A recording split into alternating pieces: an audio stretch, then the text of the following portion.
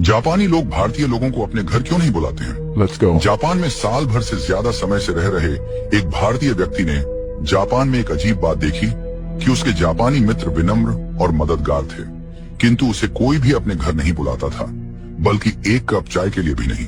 What? हैरान और आहत होकर आखिरकार उसने एक जापानी मित्र से पूछा कि ऐसा क्यों है। काफी देर तक चुप रहने के बाद उस दोस्त ने भारतीय व्यक्ति को जवाब दिया कि हमें भारतीय इतिहास पढ़ाया जाता है, किंतु प्रेरणा लेने के लिए नहीं, बल्कि एक चेतावनी के तौर पर। Oh my God. ये सुनकर उस भारतीय व्यक्ति ने हैरान होकर पूछा, क्या चेतावनी?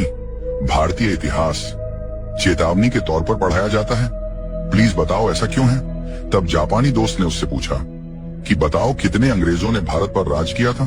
तब भारतीय व्यक्ति ने कहा, शायद लगभग 10,000।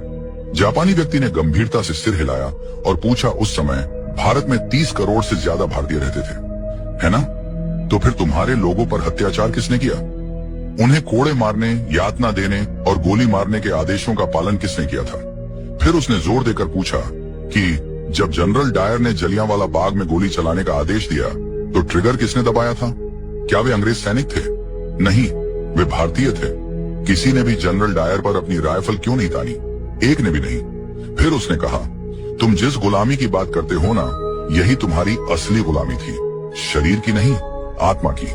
वह भारतीय व्यक्ति जडवत, मौन और शर्मिंदा खड़ा सुनता रहा। जापानी मित्र ने आगे कहा, चलो बताओ, मध्य एशिया से कितने मुगल आए थे?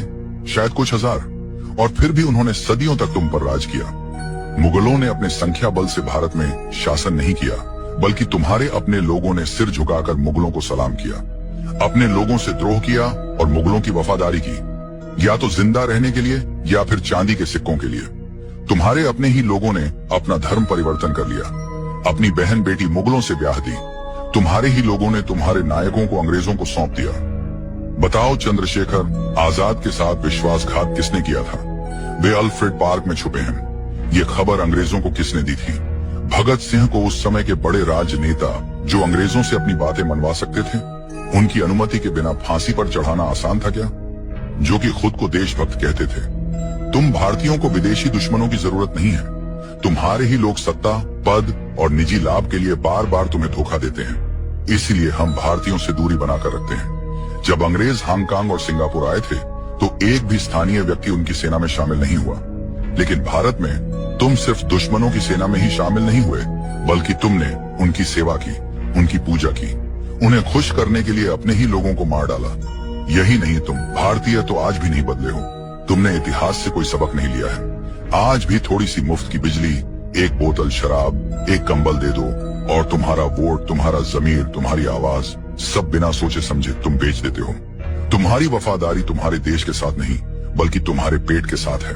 तुम नारे लगाते हो, तुम विरोध प्रदर्शन करते हो, लेकिन जब देश को तुम्हारे बलिदान की जरूरत पड़ती है, तब तुम कहाँ होते हो? तुम्हारी पहली वफादारी अभी भी अपने घर, परिवार, पत्नी, बच्चों और धन संपत्ति के प्रति है।